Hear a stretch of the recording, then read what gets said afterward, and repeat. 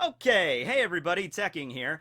This video is going to be a bit of a sequel to the Bounty one I shot a few days ago. See, I knew going into it I was probably gonna overlook some things. It happens whenever I tackle a really big subject matter. So, like, Bounties is a big one. It's been around since the very beginning of the series. When I made that technology video in One Piece a while back, I knew I was gonna leave some stuff out there. I'm like, I'm gonna do this big video on all the technology that's prevalent in One Piece, and I made a big list, and I still left out like the sea train and things, and I'm like, oh crap. Well, they'll let me know in the comments what I forgot, and if I forgot enough things, then I'll just make another video. So thank you, loyal listeners out there, for leaving your comments there.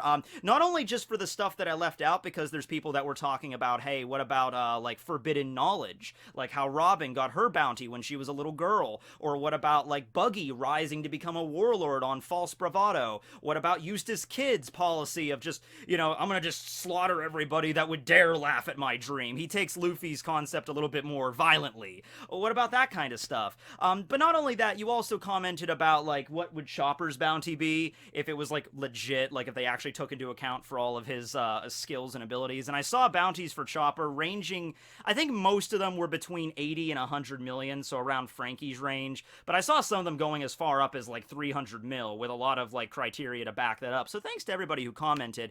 But yeah, so today's video, I think I have enough information to go off here. We can talk about some other things that I left out on that can decide your bounty. Now, keep in mind, some of this stuff might be only, like, case-by-case basis. Like, the situation with Robin, that's not something that happens quite often in One Piece, somebody that can read poneglyphs, but it is something that does happen. So that's what we'll get into today. Holy crap, Guys, did I just get through an entire intro without doing anything weird?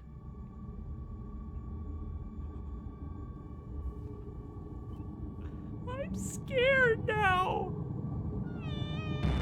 Alright, but of course we gotta start off with my favorite female character and best girl in all of One Piece, Nico Robin. Alright, hold on. I gotta amend something right there, though. Nico Robin isn't really best girl. Oh, no. She is best woman. Damn straight, right? Okay. But as we all know, before she was best woman, at the tender age of 8, little chibi Robin had a 79 million berry bounty placed on her head. 79 million. Now, look, I know from, current standards of One Piece, freaking Luffy running around with this freaking ungodly number, it's like 79 million, 100 million, or, just don't even bother getting out of bed. Who cares, right? Marines aren't even gonna bother coming at you for that low number. You have to look at it from, like, relative, at the time in the series when this bounty was revealed.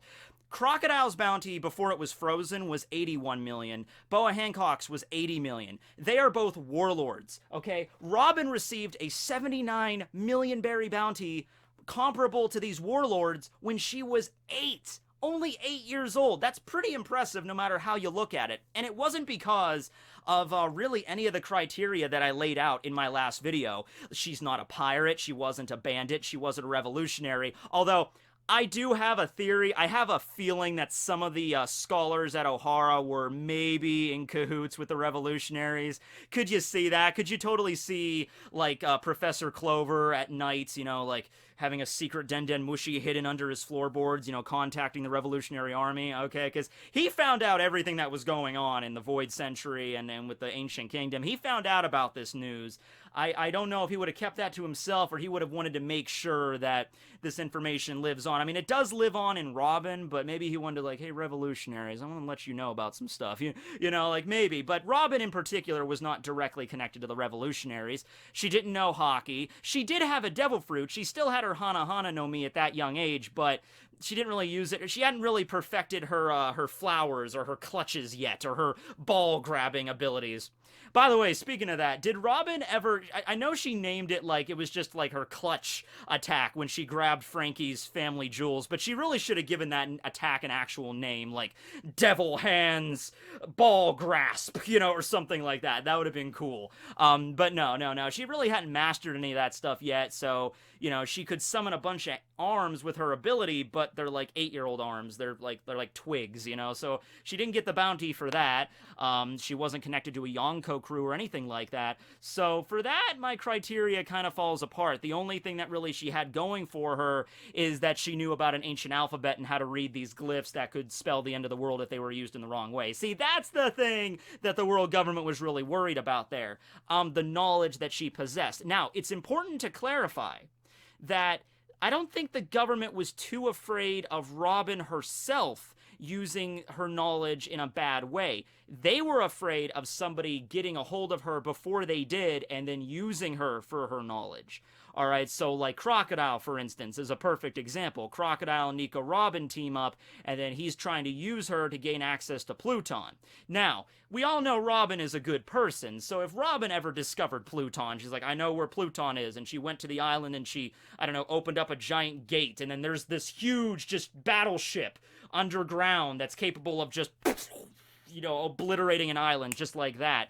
I don't think Robin would jump on that and be like, yo, yee-haw there, partners, let's go and take out some islands. Robin was, in fact, a cowgirl in the 4Kids dub. You know, you can't forget about that. Not really.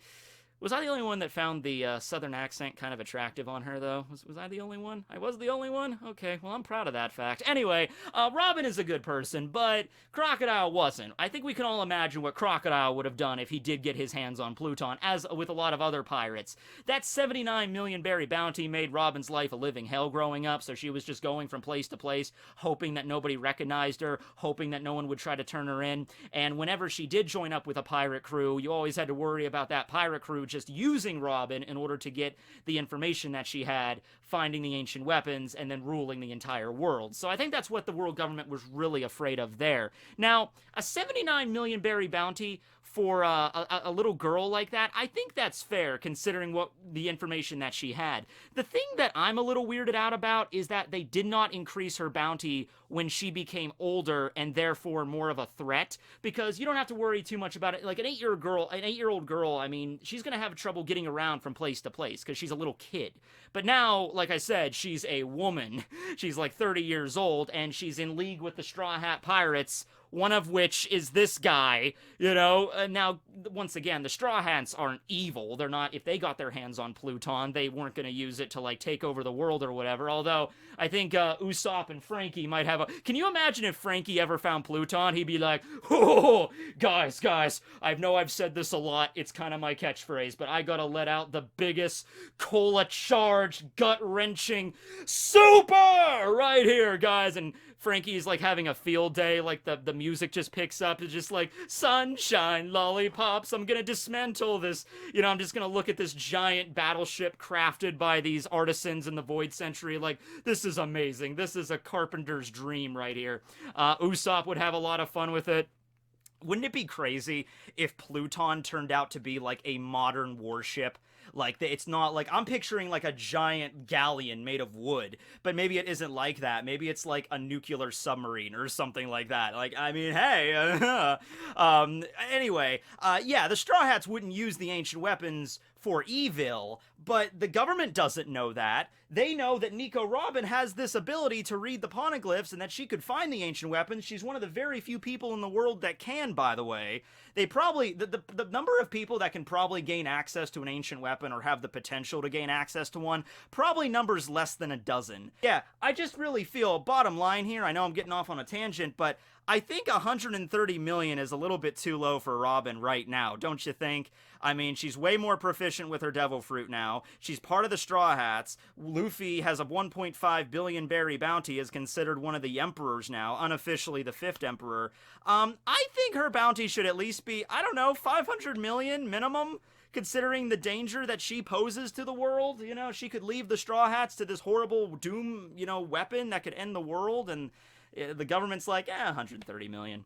So, yeah, and even on her own, I think she might be worth more than that, you know, but okay, fine, 130 million, fine. In fact, she actually had, I think, the lowest, like, interment change in bounty, because she went from 79 million for most of her childhood and her teenage years and into her 20s, And then when she got, Ennie's lobby happened and the Straw Hats rescued her, they just bumped her up to 80. So it was like, yeah, this woman, she had 79 million berry bounty for, so long. Yeah, just make her up to 80 million. Let's just make her an even number. Let's just make it easy for us. So, yeah. But anyway, yeah, important knowledge, forbidden knowledge, I guess I should say, is a big factor here. Not just the knowledge to read the poneglyphs either, but any knowledge about the Void Century, like anything. Like if somebody found an old book that somebody was hidden, it's like has the secret of the Void Century and some little kid read it and the government found out about what he read, they would probably also put a pretty high bounty out on that little kid, in order to try to track him down, because like, oh, he might be just spreading a rumor and nobody might believe him about it. Like, hey guys, this book tells me that 900 years ago this these group of people called the D Clan, they might not believe the kid, but they would still, he's too much of a threat. You need to put a bounty on his head immediately, right?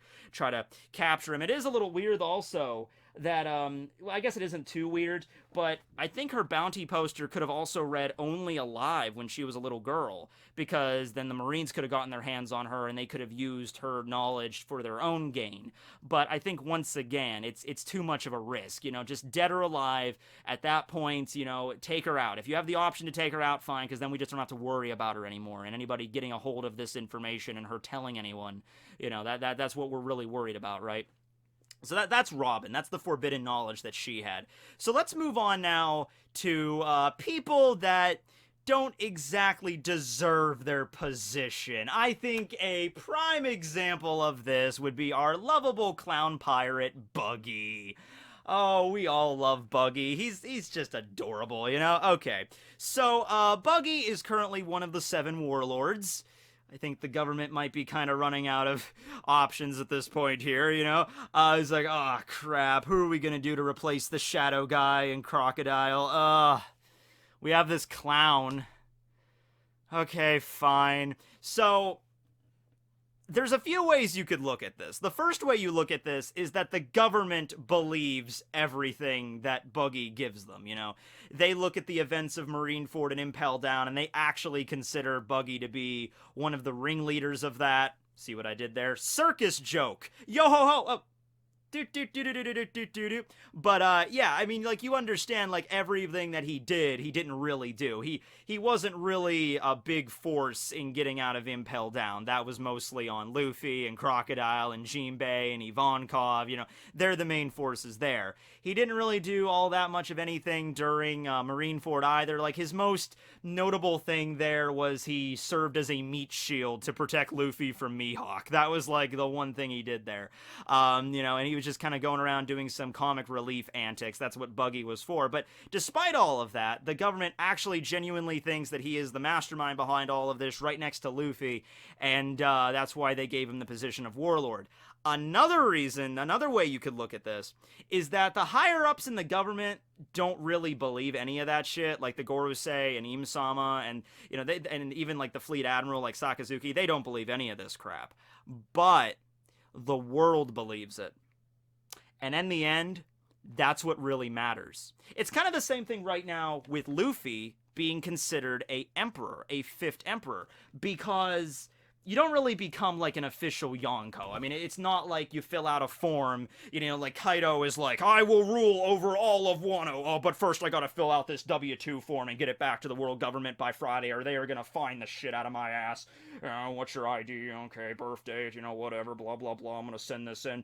Okay, that's my Yonko registration form. I have to keep that updated every 5 years or they revoke my status. That's not how Yonko status works. I think it's more of just like, whenever you gain enough notoriety, whenever your crew gets big enough, whenever you're to the point where you're controlling an entire country, like Kaido controls Wano, Big Mom controls Totland, Shanks and Whitebeard had never really controlled an entire country, but they both, ruled over a vast number of islands. That was their territory. Once you get to that level and you inspire enough fear into the populace, I think you're just considered an emperor. So that's what Luffy is doing right now. Luffy doesn't really, control that many islands. Like Fishman Island is under his control, but doesn't really roll over a lot of islands. But all the stuff that he's done, plus his pedigree as being the son of Dragon and everything, I think a lot of people in the world are starting to see Luffy as an emperor. And I think once the majority of the world considers you an emperor, Whether the world government likes it or not, you're considered an emperor. So the same thing with Buggy. It was made public information that Buggy was on Roger's crew and that he participated in Impel Down. He was like, well, he was a member of Roger's crew, the king of the pirates. Therefore, he must have been one of the masterminds behind this jailbreak and this unprecedented, 200 prisoners getting out of Impel Down. And then he also participated in Marineford. So therefore, he has to be considered a warlord at this point. The world knows now. The cat's out of the bag, so to speak. Not talking about Kuro here, but the cat is out of the bag, and everybody knows how, Buggy, his history with Roger. So it's like, okay, even though he's a dumbass, and even though he's not nearly as strong as, all the people that are under his employ, most of the world considers him a threat. So if we make him a warlord, it may end up benefiting us in a weird way. Maybe not in a direct way, but at least it might balance out the power. Like, holy crap, you mean to tell me that one of the government dogs is a former member of Roger's crew? I think that fact alone makes it worthy of Buggy becoming a warlord. Now, that does connect back to, like, the connections criteria I mentioned in the last video. Like, Buggy has connections to Roger and Shanks and all that stuff. But also, I think a bigger aspect of this is the level of infamy he has in the world now. The way the public views him. Okay? Wouldn't it be funny if there's a guy out there in the world somewhere and they're talking about Buggy in a tavern and everyone's like, oh yeah, that Buggy, man, I heard he was made a warlord. Well, damn straight he was made a warlord. Look at all the stuff he did. And there's somebody in the bar that's like, you know what? I think that clown is just faking. I think he's just a dumbass that got really, really lucky. And everybody in the bar is like, what are you saying about Buggy? That is a true man among men right there. Get out of this bar. They're like throwing beer at him and like, oh, I'm sorry. And he's like the laughing stock of his town, but he's totally legit with what he's saying, All right, so that's another thing. We had to, infamy is a big one. Okay, your general placement on the pirate scale, I guess I'll call it. I have to explain this now. Okay, so a big aspect of One Piece that Oda is trying to get across to us is that, just because you're a criminal does not mean you're a bad person. Has anybody ever watched Better Call Saul, the spinoff to Breaking Bad? In the first season of Better Call Saul, the character of Mike is giving a speech to this dorky guy that, he's breaking the law for the first time in his life. He's like selling pills on the black market or whatever. And Mike is explaining to this guy, he's like, I didn't say you were a bad guy. I said you were a criminal. There's a difference. You could be an honorable thief or you could be a dishonorable priest. It doesn't matter. I mean, you run both sides of the spectrum there. So that's something that Oda definitely goes after with One Piece here, where it's like most of the main cast are in fact criminals, but they're not bad people. Okay? So that's what I mean by like the piracy like morality scale or the alignment scale if you're a D&D fan. So, I mean, on that scale, I would consider maybe the Straw Hats like chaotic good?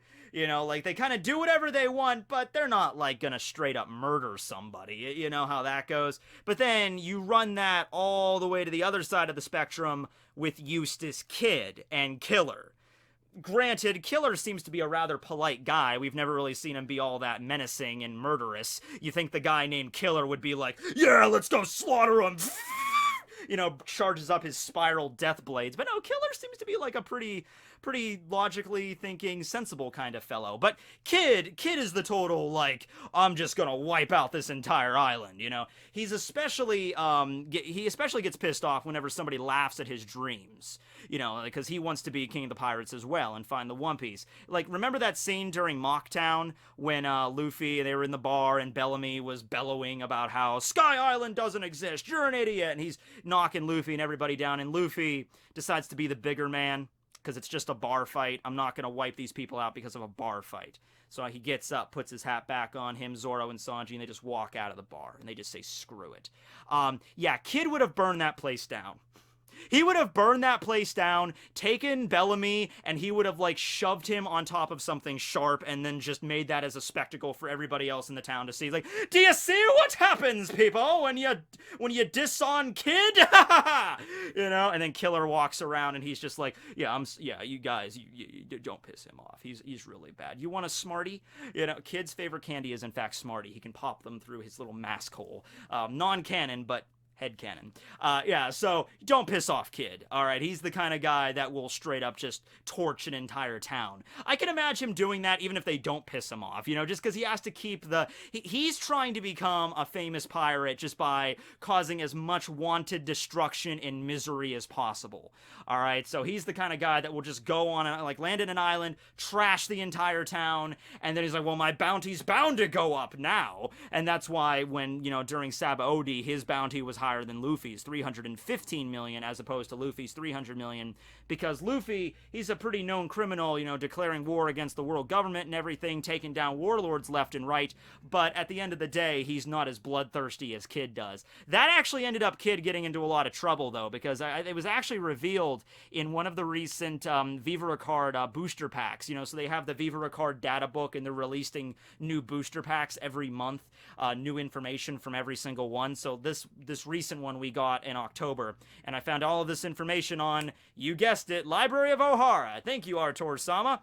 But one of the pieces of information we got on Kid is that over the course of the time skip, he was basically just getting ahead of himself. He was just rushing into battles, rushing into enemy territory, you know, trying to make a big name for himself as quickly as possible, and he ended up losing an arm because of that. So that's why he has a magnetic arm now. It was also revealed that he does in fact have a magnetic devil fruit. We were already aware of this. We don't know the name of it still, but yeah, that's the status right now with Kid. Also, Shocky is like 64 years old. Damn, that is a woman, right? Okay, but 60, it's almost the same age as Big Mom. Then again, I guess pumping out like 80-something kids probably wouldn't make your figure look amazing, but man.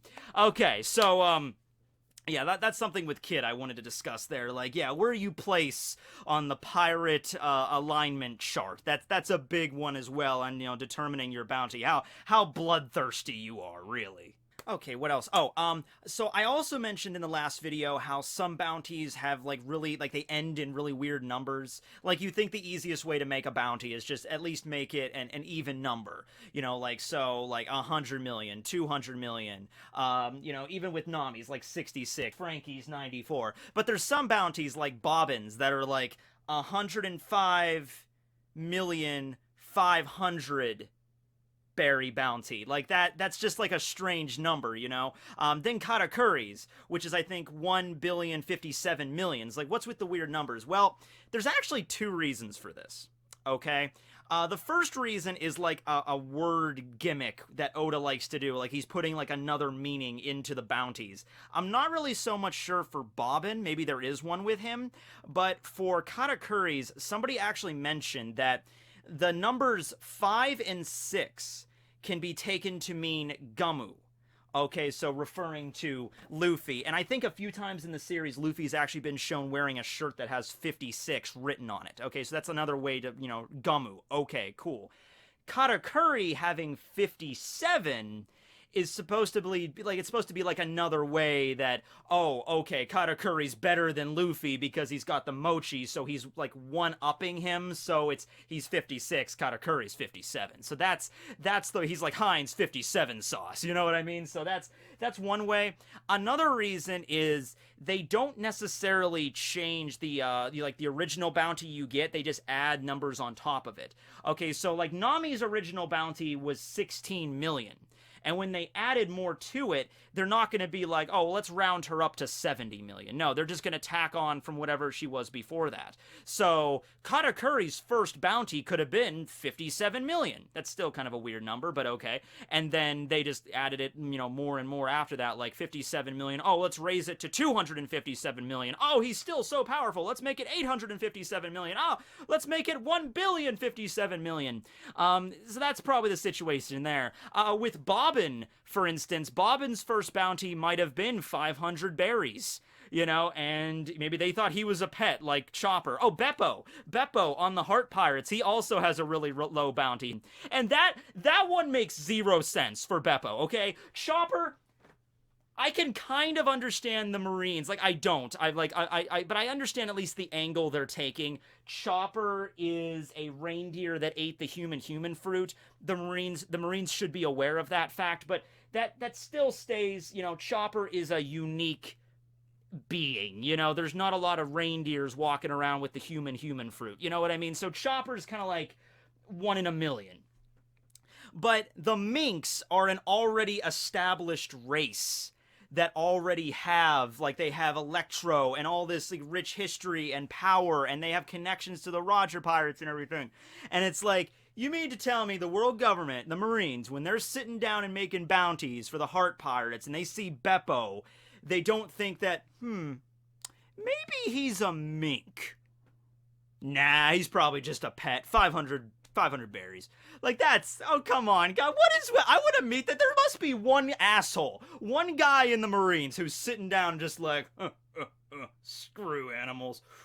And he's the one guy in charge. He's like, I really think we should, this polar bear is clearly a mink. He's gonna have Electro. He's gonna have all these abilities. Have we ever seen Beppo use Electro, actually? I don't think we ever have, but he definitely could. And he has Sulong, too. He could probably transform into an evil polar bear at night. He's like, let's at least make it like 50 million or something.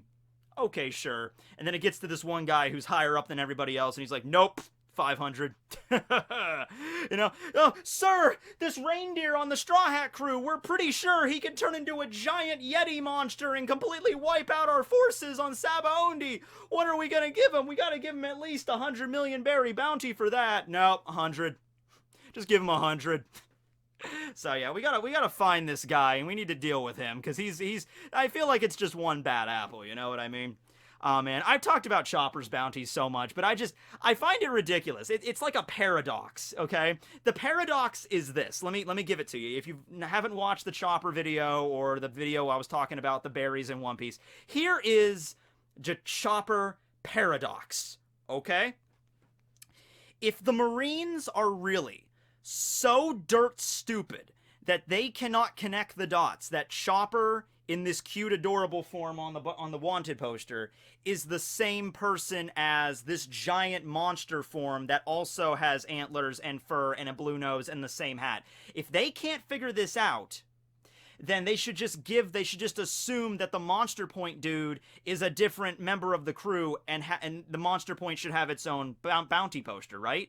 Because, like, oh, well, he's clearly not the tiny reindeer. This guy's huge. I'm like, okay, we'll give the giant dude a wanted poster. Maybe you might say, oh, they don't know his name, though. It's like, yeah, but you could still give him something. Like, giant monster, part of the Straw Hat crew, if you see him. 300 million berries, So that's one part of the paradox. The other part of the paradox is that if they do know that Chopper can take that form, then why not just up his bounty already? The Chopper paradox, ladies and gents. But anyway, I think that's everything major I wanted to discuss from the last video. Like I said, just kind of like an addendum. Thanks to everybody who let me know on these things. I really appreciate the comments and the intake and everything. I also really appreciate the love for Chopper. I mean, there were a few people that were like, you know what? I don't think he deserves 100 berries. Nah. 300 berries, easy, and I would be happy. But most people were fair to him. They were like going down the list. Like, dude, he's one of the most brilliant doctors in all of One Piece, trained by arguably the most talented doctor in all of One Piece, Dr. Kureha. He developed the Rumble Ball. Somebody actually mentioned, like, he should have a slightly lower bounty than Frankie, and the general idea here is, yes, he can go into that Monster Point, but he can only maintain it for like 3 minutes or so. So that you gotta take that into account as well. He can't just go into that form as long as he wants. So somebody was like, yeah, I'm thinking maybe 90 million for Chopper, 85 million, something like that. I would be fine with that. I mean, I think there's an argument to be made that it could be higher than 100, but, still, I mean, 70, 80, 90 million, that's a hell of a lot better than where we're at right now, you know what I mean? It's okay, Chopper. It's okay, buddy. You'll get there one day. I could see the end of One Piece, where maybe not the very end of One Piece, but whenever the Straw Hats are issued, like, their last bounties in the entire series, the last bounty update they'll get. And I could see Luffy has reached Pirate King status at this point, so his bounty is, like, it's either the highest in the entire world, like it's 1 trillion berries, or it's just name your price. you know, like Sanji has 1.5 billion, Zoro has 1.6 billion, you know, Brook has like, you know, 500 million. They all have these ridiculously high numbers. And Chopper, poor Chopper, finally gets 1 million berries. And he just, you know what? He's so happy. He just starts blubbering like, I finally made it! 6 figures! And everyone's patting him like, good job, buddy, good job. You finally made it. Yeah, that's great. Usopp has a 3 billion bounty at that point. He's like, good job, Chopper. I always believed in you. Okay, but anyway, thanks for watching the video, everybody. Remember, I got new shirts. They're on sale. Teespring, link below, all that good shit. Yeah, Tekking101 signing out.